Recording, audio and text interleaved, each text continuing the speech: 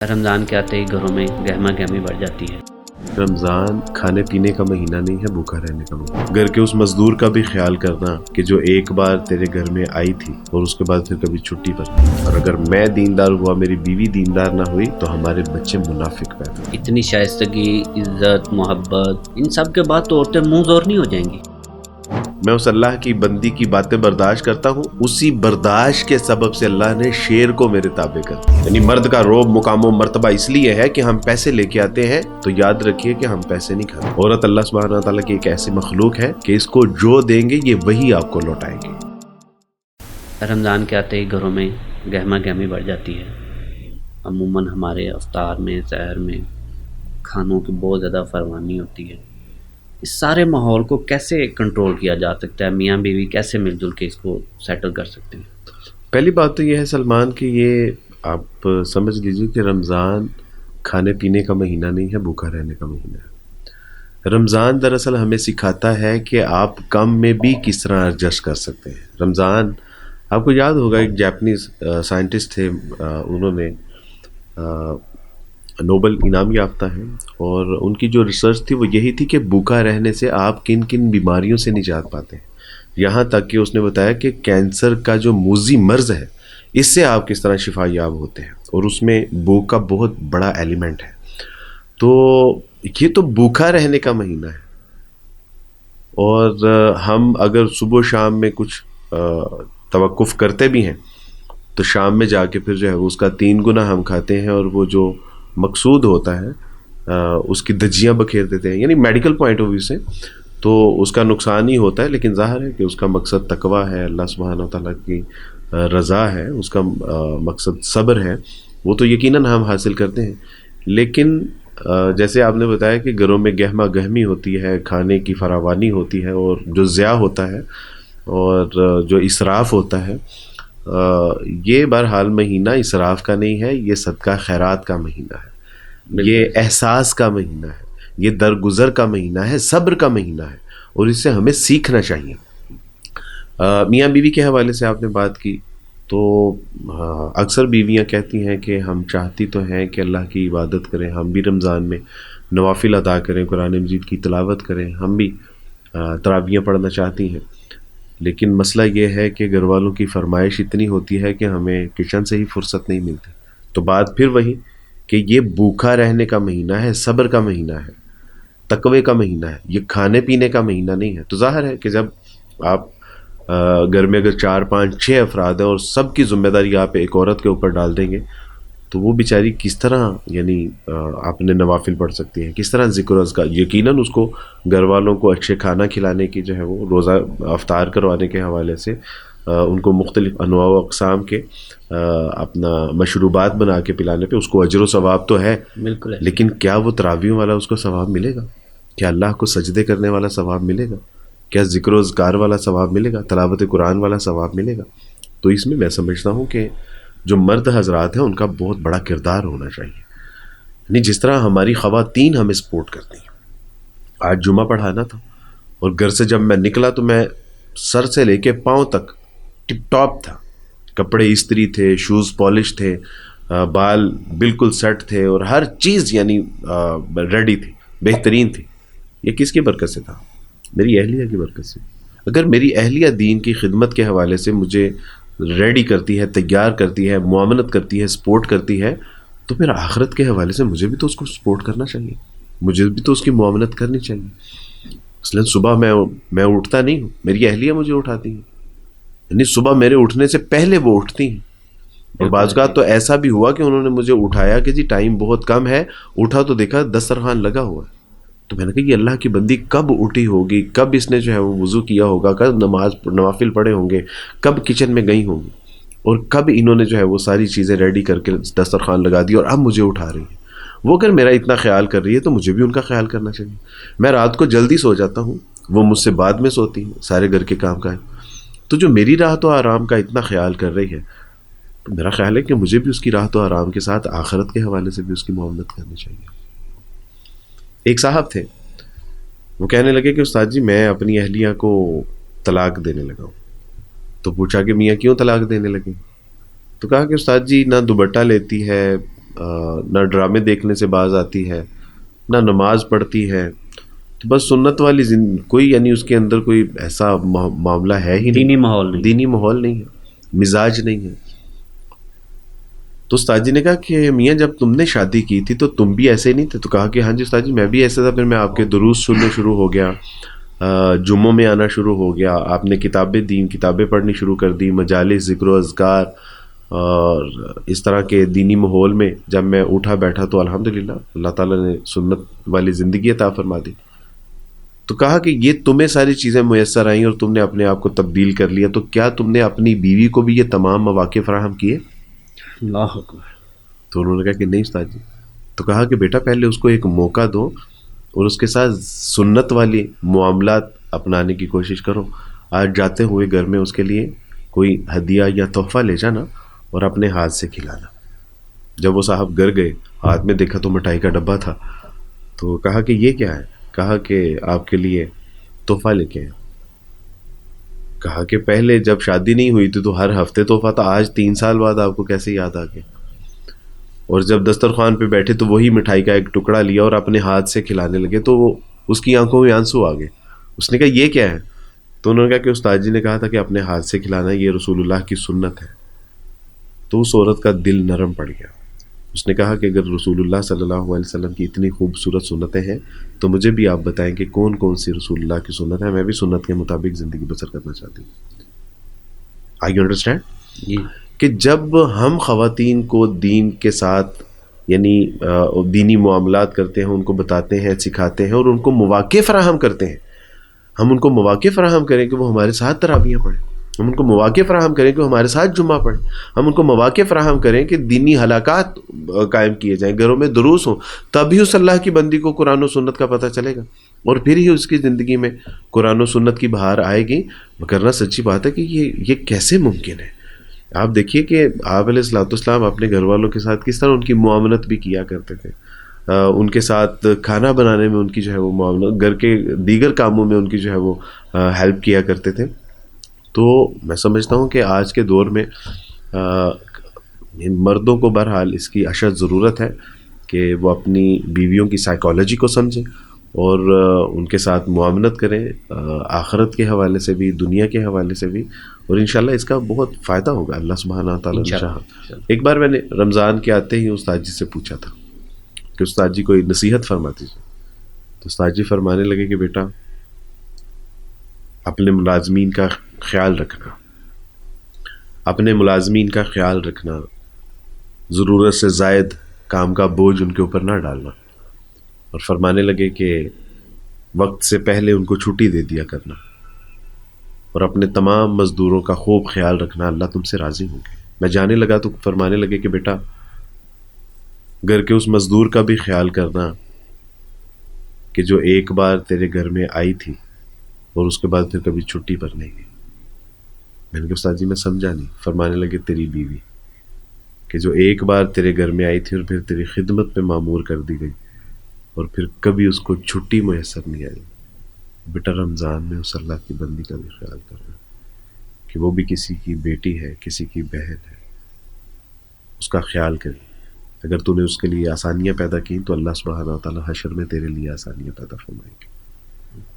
تمام دوستوں سے یہی درخواست ہے کہ یہ رمضان کا مہینہ برکتوں و رحمتوں والا مہینہ ہے، درگزر کا مہینہ ہے، صبر کا مہینہ ہے۔ اللہ کے بندو یہ کھانے پینے کا مہینہ نہیں، بھوکا رہنے کا مہینہ ہے، یہ عبادت کا مہینہ ہے۔ جس طرح وہ آپ کو صبح اٹھاتی ہے آپ بھی اسے اٹھائیں کہ یہ کپڑے، یہ برتن، یہ دیگر معاملات چھوڑو، قرآن کی تلاوت کرتے ہیں، چلو تراویحاں پڑھتے ہیں، چلو اللہ کا ذکر کرتے ہیں، چلو ترجمہ قرآن، تفسیر، نبی علیہ السلام کی سیرت پڑھتے ہیں۔ یاد رکھیے کہ آپ اور آپ کی اہلیہ اگر دیندار ہوئے تو آپ کی نسل دیندار ہوگی، اور اگر میں دیندار ہوا، میری بیوی دیندار نہ ہوئی تو ہمارے بچے منافق پیدا ہوں گے۔ باپ کی طرف دیکھ کے تو قرآن و سنت پہ عمل کریں گے، ماں کی طرف سے پوری آزادی ہوگی، تو اسی طرح معاشروں میں بگاڑ پیدا ہوتا ہے، اسی طرح کمزور امتیں پیدا ہوتی ہیں، اسی طرح جو ہے وہ ہمارے اندر نقائص پیدا ہوتے ہیں، اسی طرح منافق جنم لیتے ہیں۔ تو آپ تمام دوستوں سے درخواست ہے کہ یہ نیکی کا، تقوی کا، صبر کا، درگزر کا، اللہ کے قرب کا مہینہ ہے، اسے ویسے گزاریے جیسے اللہ سبحانہ و تعالیٰ کو مطلوب ہے، محبوب ہے، مقصود ہے۔ اتنی شائستگی، عزت، محبت، ان سب کے بعد تو عورتیں منہ زور نہیں ہو جائیں گی؟ مردوں کا تو گھر میں کوئی حکم ہی نہیں چلے گا۔ نہیں، ایسی بات نہیں ہے یہ، یعنی اگر آپ یہ کہنا چاہ رہے ہیں کہ یہ اتنی عزت، احترام، اتنی شائستگی کے ساتھ ان کے ساتھ معاملات یا ان کی معاملت، ان کے ساتھ سہولت، اس سے اگر آپ یہ سمجھتے ہیں کہ یہ رن مریدی کا ایلیمنٹ ہے، تو سچی بات ہے کہ خواتین کے ساتھ عزت سے پیش آنا، احترام، ان کو مقام و مرتبہ دینا، یہ رن مریدی کی نہیں بلکہ ان باوقار اور غیرت مند ماؤں کی تربیت کا نتیجہ ہے کہ جنہوں نے قرآن و سنت کو پیش نظر رکھتے ہوئے اپنی اولاد کی تربیت کرتے ہوئے ان کو بتایا ہے کہ وَعَاشِرُوهُنَّ بِالْمَعْرُوفِ، عورتوں کے ساتھ اچھے اور احسن طریقے، یہ اللہ کا حکم ہے۔ نبی علیہ الصلوۃ والسلام نے فرمایا کہ خیرکم خیرکم لأہلہ وأنا خیرکم لأہلی، تم میں سب سے بہترین لوگ وہ ہیں جو اپنے گھر والوں کے ساتھ بہتر ہیں، اور میں تم سب میں سے بہتر ہوں کیونکہ میں اپنے گھر والوں کے ساتھ بہتر ہوں۔ بالکل دیکھتے ہیں رسول اللہ صلی اللہ علیہ وسلم گھر والوں کے ساتھ شائستگی سے پیش نہیں آیا کرتے تھے، ان کی عزت، مقام و مرتبہ، احترام نہیں کیا کرتے تھے۔ ایک بار رسول اللہ صلی اللہ علیہ وسلم کی اہلیہ محترمہ جب خیمے سے نکلی تو آپ علیہ الصلوۃ والسلام نے اپنا گھٹنا مبارک آگے کیا اور وہ گھٹنے کے اوپر پاؤں رکھ کے اونٹ کے اوپر سوار ہوئی۔ آپ علیہ الصلوۃ والسلام ایک قافلے میں جا رہے تھے، اس میں آپ کی ازواج بھی تھی، اور انہوں نے اونٹوں کو بگایا۔ آپ علیہ السلام نے فرمایا کہ شیشے کے آبگینے ہیں، آہستہ چلو، شائستگی کے ساتھ چلو۔ آپ دیکھیے کہ کتنی عزت، کتنا مقام و مرتبہ۔ اور یہی نہیں، آپ دیکھیے کہ امی عائشہ رضی اللہ تعالیٰ عنہ کی طرف آپ علیہ السلام موجود تھے، اور دوسری اہلیہ محترمہ کی طرف سے ایک سالن کا ایک برتن آتا ہے، تو امی عائشہ رضی اللہ تعالیٰ عنہ جب اس سے سالن سے بھرے ہوئے برتن کو دیکھا کہ آج میری طرف ہے رسول اللہ، میں ان کی خدمت داری کرنا چاہتی ہوں، تو انہوں نے کیوں بھیجا؟ ہاتھ مار کے وہ برتن گرا دیا، سالن بھی گر گیا اور برتن بھی ٹوٹ گیا۔ اب میں اور آپ ہوتے تو کیا کرتے؟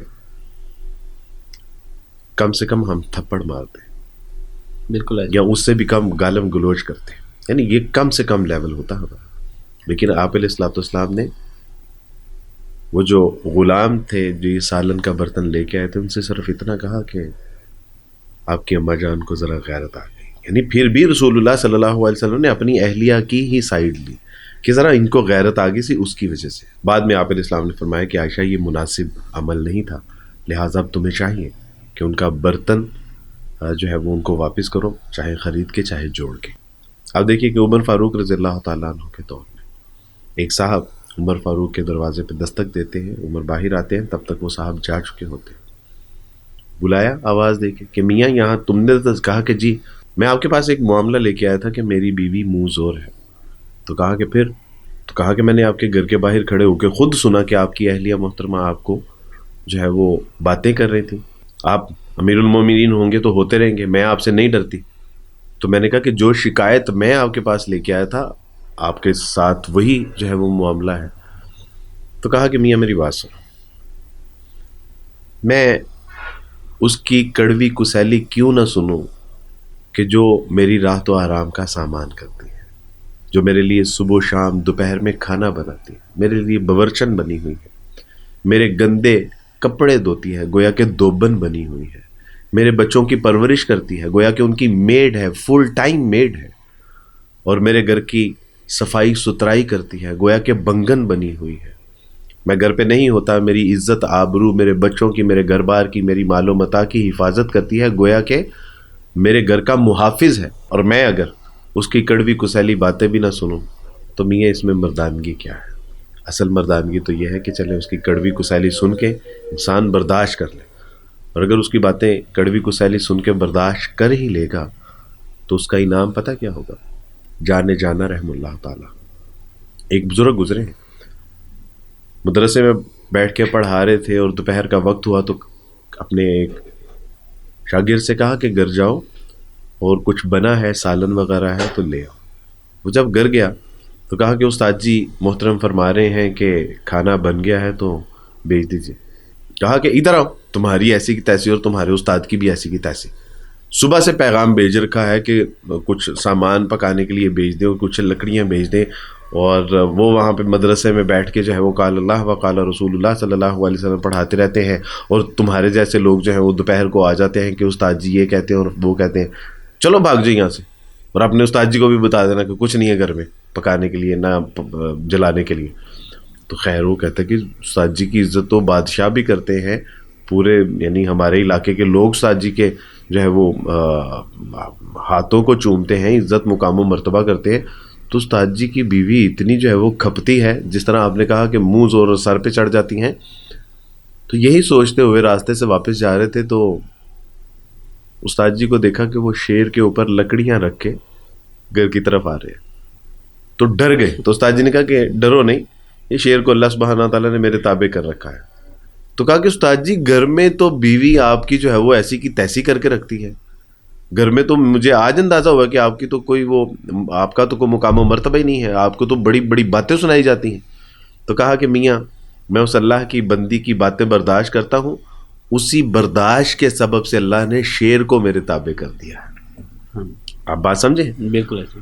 تو اگر ہمارے ذہن میں یہ ہے کہ ہم پیسے لے کے آتے ہیں, یعنی مرد کا روب مقام و مرتبہ اس لیے ہے کہ ہم پیسے لے کے آتے ہیں, تو یاد رکھیے کہ ہم پیسے نہیں کھاتے, ہم روٹی کھاتے ہیں, اور روٹی ہماری بیوی بناتی ہے.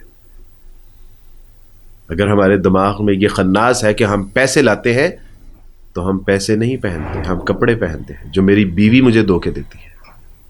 ہم پیسے نہیں کھاتے, ہم پیسے نہیں پہنتے, ہم پیسوں کے اوپر سوتے بھی نہیں ہیں, ہم بستر کے اوپر سوتے ہیں جو میری بیوی دھوتی ہے اور اس کو بچھاتی ہے. ہم جہاں بیٹھتے ہیں پیسوں کے اوپر نہیں بیٹھتے, وہ صاف ستھرا جو ایک بالکل ایک بیٹھنے کا مقام ہوتا ہے وہ میری بیوی اس کو تیار کرتی ہے.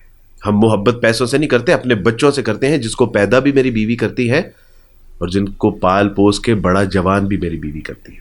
کل کو یہ پیسہ ہماری حفاظت نہیں کرتا. اگر ہمارے ذہنوں میں یہ ہے کہ میں پیسہ لاتا ہوں, کل کو یہ پیسہ ہماری حفاظت نہیں کرتا. ظاہری اسباب کے درجے میں ہماری اولاد ہماری حفاظت کرتی ہے, اور اس اولاد کی حفاظت اور پرورش اور اس کی تربیت میری بیوی کرتی ہے. ہاں پیسہ اس میں معاون ضرور ہے, لیکن سب کچھ پیسہ نہیں ہے. سلمان اس بات کو ذہن میں رکھیے. اور پھر ایک بات کہ جن لوگوں کے ذہن میں یہ ہے کہ بیوی سے شائستگی سے بولیں گے, احترام سے بولیں گے, عزت سے بولیں گے, محبت سے بولیں گے, گویا کہ یہ رن مریدی کی علامت ہے. یہ رن مریدی کی علامت نہیں ہے, یہ میرے رسول اللہ کی سنت ہے کہ جنہوں نے بتایا ہے بیٹی ہے تو دوزخ کے اندر آڑ ہے تمہارے لیے, بیوی ہے تو تمہارے ایمان کی تکمیل کا ذریعہ ہے, اور اگر ماں ہے تو اس کے پیروں کے نیچے تمہارے لیے جنت ہے. بالکل ایسے. اللہ کا شکر ہے کہ مجھے فخر ہے کہ میں نے اللہ کے اس دین کو قبول کیا ہے کہ جو عورت کو پاؤں کی جوتی نہیں بلکہ یہ درس دیتا ہے کہ عورت کے پاؤں کے نیچے اللہ نے جنت کو رکھ دیا. تو الحمدللہ اللہ سبحانہ وتعالی ہمیں عورت کا مقام و مرتبہ سمجھ کے اس کی معاونت کرنے کی توفیق عطا فرمائے. کیا دیتے ہیں سلمان ہم اس کو دیتے کیا ہیں؟ یعنی سال میں 2-3 سوٹ دے دیتے ہیں, دن میں 2 وقت کا کھانا دیتے ہیں, اور اس سے کام کیا لیتے ہیں؟ کبھی تصور تو کیجئے گا. یعنی اس سے کہیں اچھا وہ اپنے باپ کے گھر میں پہنتی تھی, اس سے کہیں اچھا وہ اپنے باپ کے گھر میں کھاتی تھی, اس سے کہیں زیادہ سہولیات اس کو اپنے باپ کے گھر میں میسر تھیں. لیکن میں نے اس کو کیا دیا ہے؟ عورت اللہ سبحانہ تعالیٰ کی ایک ایسی مخلوق ہے کہ اس کو جو دیں گے یہ وہی آپ کو لوٹائے گی. اب آپ کے اوپر ڈیپینڈ کرتا ہے کہ آپ عزت مقام و مرتبہ دیں گے تو یہ آپ کو دگنا کر کے دے گی عزت مقام و مرتبہ, اور اگر کہیں آپ نے اس کو ٹینشن, ڈپریشن اور سٹریس دیا تو یاد رکھیے کہ یہ آپ کو ڈبل کر کے دے گی جس کے آپ متحمل نہیں ہوں گے.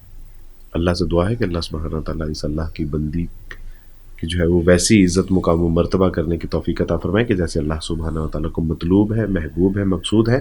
یہ چونکہ آپ نے پوچھا ہے تو میں آپ کو بتا رہا ہوں. جب خواتین پوچھیں گی تو تب میں مرد حضرات کے حوالے سے بھی یہ گزارش کر دوں گا کہ عورتوں کو مردوں کا مقام و مرتبہ کس طرح سمجھنا چاہیے اور ان کی عزت, احترام کس طرح کرنی چاہیے. تو انشاءاللہ اگر کسی نے پوچھا تو میں چونکہ یہ اس وقت آپ نے پوچھا ہے کہ جی عورتوں کی عزت مقام و مرتبہ کرنے سے تو وہ سر پہ چڑھ جائیں گے, منہ زور ہو جائیں گے, تو میں نے آپ کو بتایا. اللہ سبحانہ و تعالیٰ سے دعا ہے کہ اللہ بات کو سمجھ کے اس پہ عمل کرنے کی توفیق عطا